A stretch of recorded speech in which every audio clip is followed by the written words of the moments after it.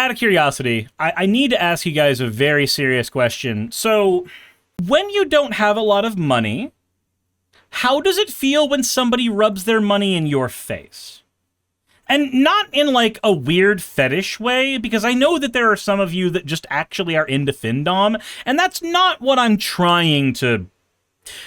You know what? I'm going to stop this thought experiment right now, because I have already gotten at least 10 people horny. And we're done with that. Instead, we're going to show you guys fan art, which, I'm really failing at the not making people horny thing. I'm very sorry. Anyway, this one's done by Calder Fur. And they said, had an idea for a Halloween-themed outfit, so I present you Death Knight Suris.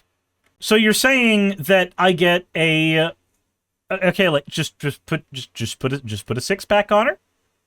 And I am here for it. In every possible way, shape, and form. So that's just cold. I mean, yes, it is. But, okay, so Death Knights are objectively cold, but they are also objectively hot. 110%. I don't have a Sylvanas thing. So the armor is peak. It is. And look. There's a problem, though. Do you see the problem? You see, this Death Knight Suris does not have a slime in the bottle. You know what that means? The apocalypse has already happened, and we are all fucking doomed. It got out. We are all fucking dead. Every single one of us. Every one of us. And if you don't know what happens when the slime gets out, I will show you exactly what happens when the slime gets out. It's this shit. Right here. From this playmat. That you can get until the end of the week. Once this week is over, I might extend it a little bit in the next week, but once this week is over, this playmat will no longer be available on my storefront, but I figure you may want to go ahead and pick it up. This shows you exactly what happens when the slime Surises get out. Look at the army of them cascading through. It's basically like the Blob, only cute, and sometimes it has boobs. But as I wonder, I don't have the mental spoons to draw Suris as an expeditioner from Expedition 33. Let's fucking goddamn it, stop FOMOing me while I'm unemployed and... I'm sorry, T-Zor. I'm sorry. I am sorry. If it helps, it's not entirely because of FOMO. It's because of a different psychological manipulation tactic, and that is analysis paralysis. When there are too many options, people get analysis paralysis. So by eliminating those options, you actually can generate more sales by getting rid of the analysis paralysis. So I'm not going to deny that FOMO is a small part of it, but the larger part of it is the other thing. Suris has no slime, and we should all be screaming. So that gets amplified if you have ADHD. Yes, it does. And that is why I have the opinion I do. But anyway, there is your knowledge now. Not knowledge. There is your call to action to pick up playmat stuff. If you want to support me in a different way, there's always Patreon. Anywho, hot Death Knight Suris. 10 out of 10. I have once again failed at stopping y'all from being horny. So, you know. Congratulations! Congratulations! Congratulations! Congratulations! Congratulations! Anyway. Anyway, here. This is the video I actually wanted to show you. So, this guy right here. This man's. Let's talk about him. This is GOP Representative Troy Nehls. He was asked about the fact that, 60% of Americans right now are struggling with affordability. And so, his response to that was this. Congressman, real quick, how do House Republicans make the case that you're fighting for affordability when you go back to your districts? Affordability? What are you talking about? Well, affordability is the big... I'm going to go there tomorrow. Over the 4th. I'm going to get me a couple big lobster tails. I'm going to get me some nice ribeyes. I'm going to sit in my backyard with my family, my neighbors. And we're going to be enjoying the 4th, celebrating 250 years, the birthday. So, let me get this straight. Your response when asked, hey, how do you go back home when people are struggling to afford things when, you know, you are partially responsible for them not being able to afford things. And his response is, I'm going to go buy ribeye steaks. I'm going to go buy lobster tail. I'm going to spend money on expensive foods. And I'm going to eat it with my family. Because we can afford expensive foods. Unlike you. You know, that's awfully fucking rude. I cast tapeworm upon this man. Sweet Echo says, so he's a bastard? Yeah, this is the way a bastard would respond. Like, I am frustrated listening to this because it is very tone deaf. It is like, example, the meat that is available in my house is often ground beef, bologna, hot dogs, chicken thighs, or chicken breasts. We usually don't diversify too far out of that other than like lunch meats every now and again because other meats is expensive. Very expensive. So we tend to get the cheap stuff. Dinner last night was homemade macaroni and cheese with ground beef thrown in.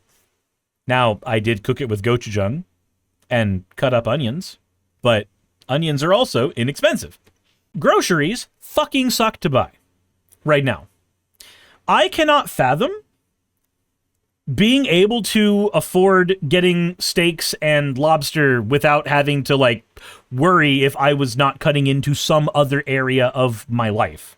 Is that taking away from my ability to afford a hobby, which is a thing that keeps me sane, given the job that I do? Would it be cutting into my ability to afford a bill? Would it be cutting into my ability to have a little bit of money set aside in case an emergency happens? When I'm getting food at the grocery store, I'm almost always getting the cheapest thing possible because I have to. If I don't, there's a domino effect that happens as a result of that.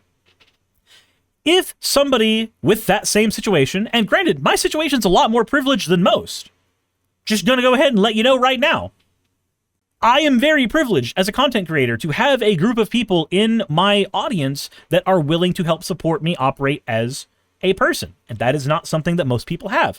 I am ridiculously privileged, and I still have to pinch pennies when it comes to food. So, when I hear this shit, it just reads as arrogant fuckery. That's the kind of thing that should, yes, it should be played in ads constantly. When somebody is telling you, I cannot afford things. And your response is, well, I can afford lobster. I'm going to go celebrate. I can afford steak. I'm going to go celebrate. Okay. Glam says, I'm not complaining that I made it. I'm just saying that it was within my finances to prepare for a hot and nutritious meal. We're going to be celebrating the greatest president of my lifetime, Donald J. Trump. Maybe watch some fireworks. Won't be up here. It's going to be too hot, right? And I'm in bed at 11 o'clock. I heard the fireworks ain't going off till 11 o'clock Eastern on the 4th of July. I probably have... Man, why is it so hot, though? Is it perhaps partially to do with a president that rolled back green energy and climate change fighting accords? Is it possibly so hot right now because we as a nation have failed to prevent that? Yes, young child. So did he not hear the question at all? No. His response to being told we are poor and we can't afford things is, I can afford things and I'm going to celebrate Donald Trump. How are you supposed to be taken seriously as a politician? Just curious. So I'm okay with the increase in fuel because you knew it was going to happen with, obviously, with oil and the Strait and everything, but it's a temporary. I'm okay with the increased prices because I knew it was gonna happen. Okay. You know what, Troy? You know what? Hold on. I need to check a thing here real quick. Troy Nehls net worth, huh? Let's see here. Estimated net worth of $379,000. This is based off of federal financial disclosures, which show a range between $202,000 and $555,000. Members of Congress are supposed to report this data. Okay. Let's see here. Troy Nehls salary. Troy Nehls, as a U.S. representative for Texas, earns a base annual salary before any other money comes into his pocket of $174,000 a year. $174,000. Do you know how many people would fucking kill to be anywhere near those numbers? Fennec says he makes more than me and my partner combined.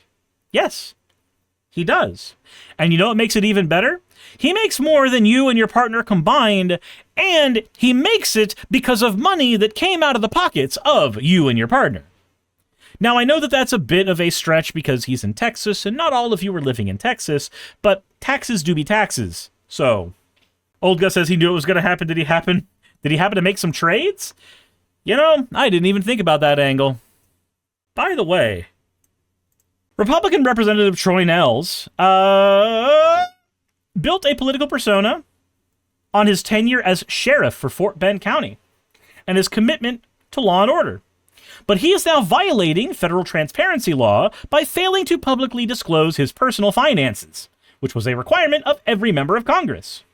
He requested a 30-day extension for filing his annual financial disclosure report.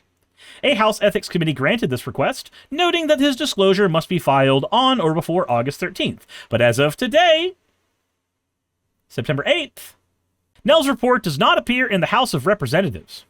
Nehls' congressional office did not respond to several messages left by phone and email.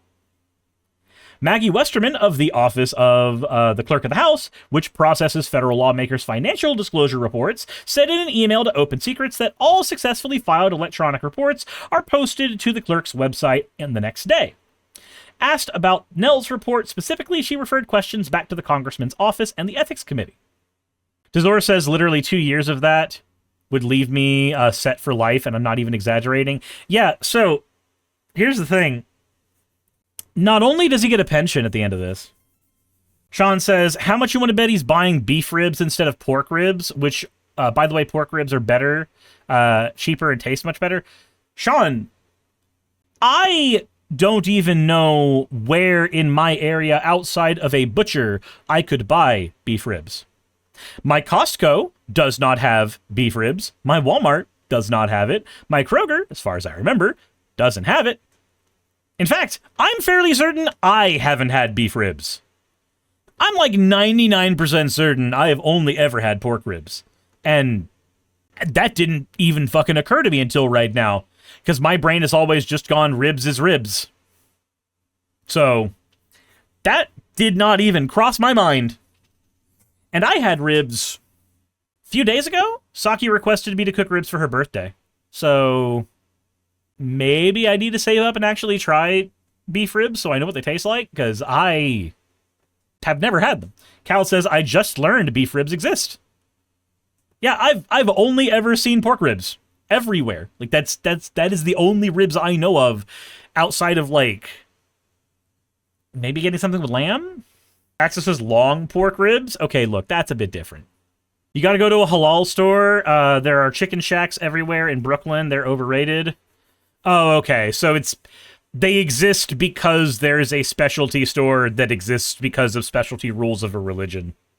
But you could purchase part of a cow. I know that, but I never have the money to do that.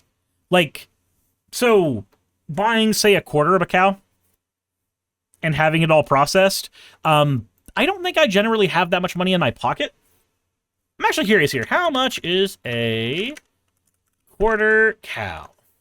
Yeah, I don't fucking have that kind of money. $800 to $1,800?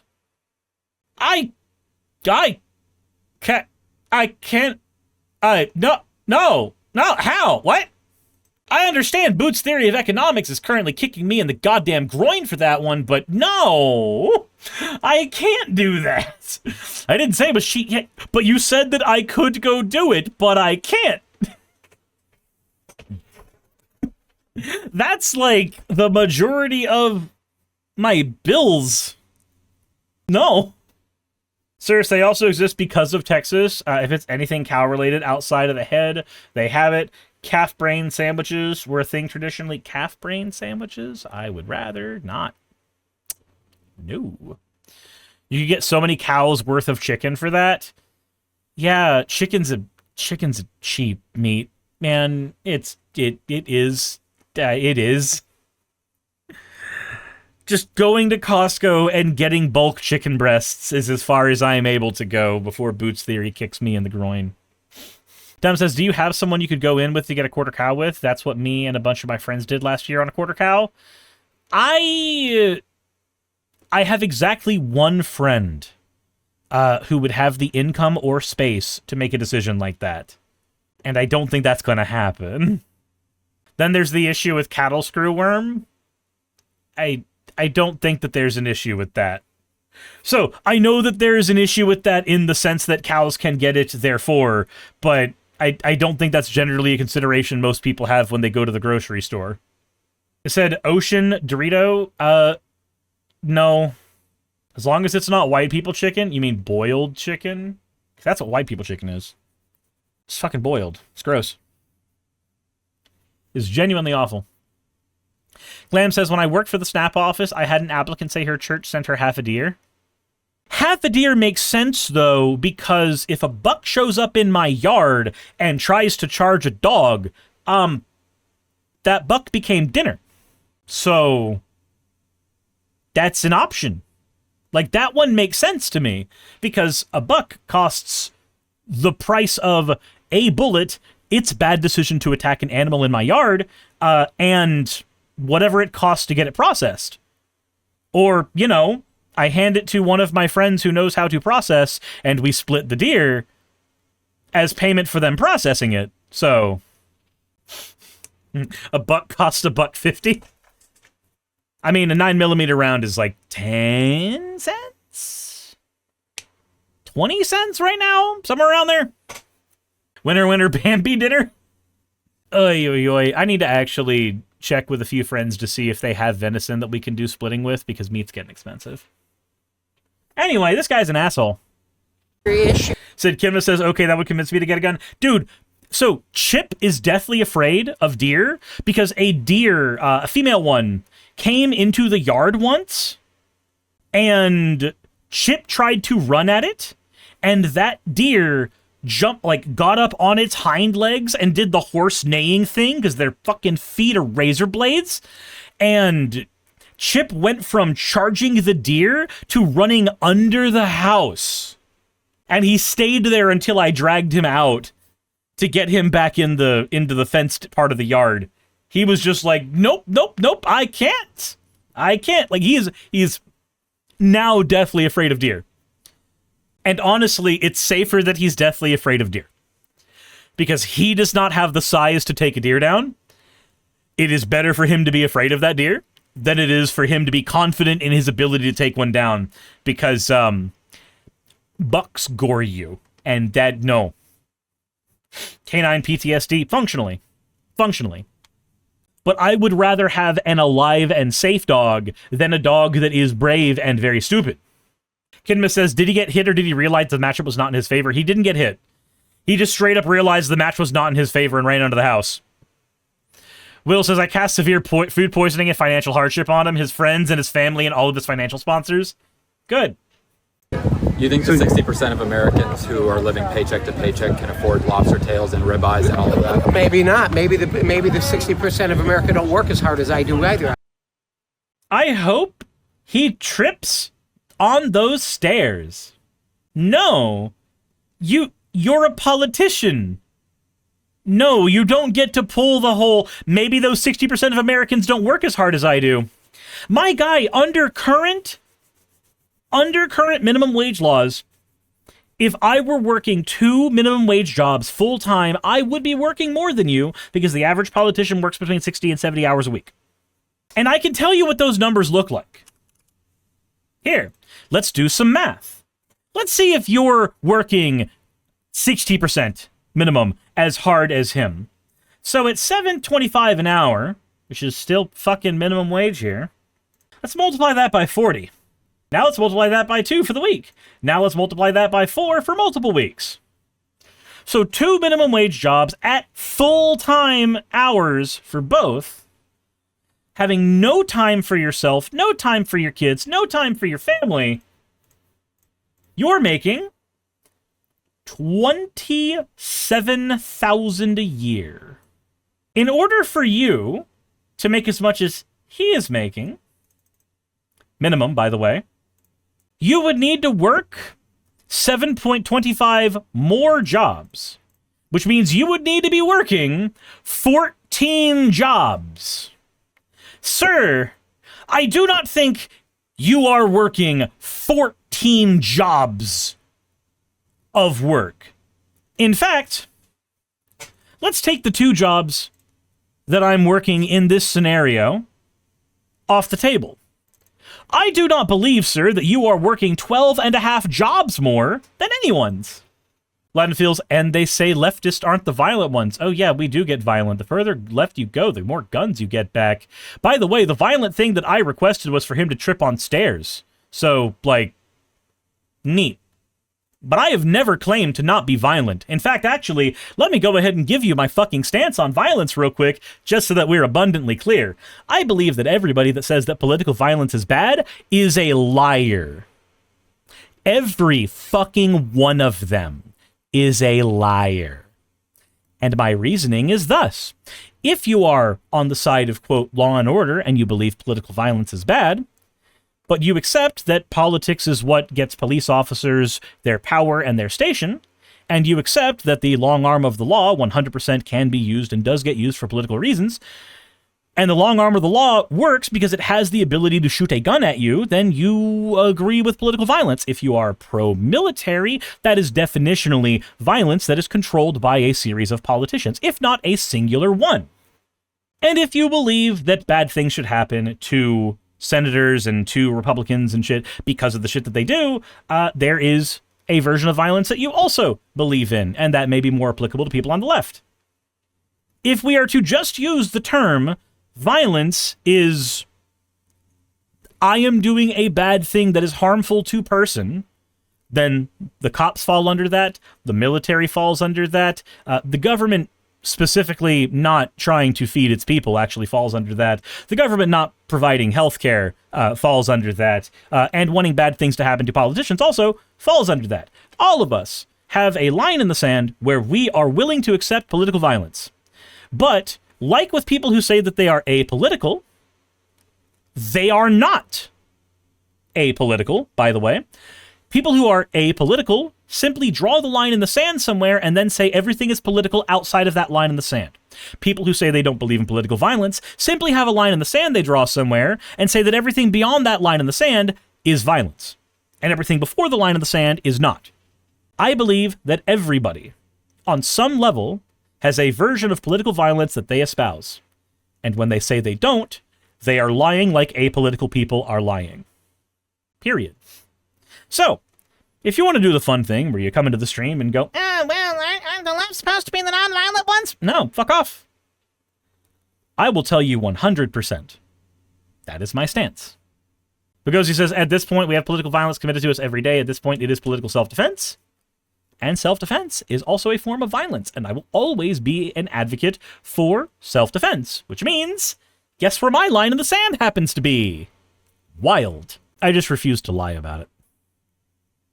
Now, if we start arguing that political violence, or that violence includes things done to property, suddenly that line in the sand gets a whole lot blurrier. Anywho. You live in a state with stand your ground laws. Correct. Did you know that my argument for abortion being okay is also based on stand your ground laws? Because I believe that if anybody is invading my home and I wish for them not to be there, and they choose not to be there, then I should be able to they choose to be there, and I do not consent for them being there, I can blast them? I don't know about that. People I've met who are apolitical are good people.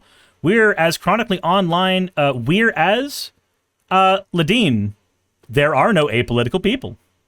There are people who believe that their basic beliefs and assumptions are not political. That is not being apolitical. For instance, if you are an apolitical person who believes that women should be allowed to vote, you're not an apolitical person. You actually do have a political position, and that political position would have been seen as very weird in the 30s. If you believe that black people should be able to vote and should be able to be in the same schools as anybody else, then you are also a political person. It just so happens that we live in a world right now in the United States where that is considered the norm. 70 years ago, it was not. But Ladine had more there. Said, I don't know about that. Apolitical people I've met are good people. I never said they aren't. In fact, actually, it's way more telling to me that your defense is, but they're good people, when I never once said they are good or bad. I actually have not ascribed a moral prescription to any of the groups I have named in this conversation yet. And it's wild that the very first defense you pull into is actually they are moral, when the morality of it was not brought up at all. Not even once. I think that's really funny and really telling. Clemmer says, I now identify as a leopard. Can I have some faces? Anywho. Good job arguing against a claim I didn't make, though. It's really funny. Anywho, this guy's a douchebag. This guy right here. Bag o' douche. Hey, you made it to the end. I want to give an extra thanks to the patrons who allow me to do this full time. I want to thank Aaron Rail, Astral, Blitzkrieg, Jemshin, Poundini, Red Joker, Victoria, Jonas, Craig, Tarika, Fireshard, Smiling GM, John, Dren Hadamada, Creeper, Sagitta, you know I'm not saying that last part, Sylvie Snow, Valis of Seraph, Ottoman Angel, Rooster Rachel, and Fire Panda, who are all my $20 and up patrons.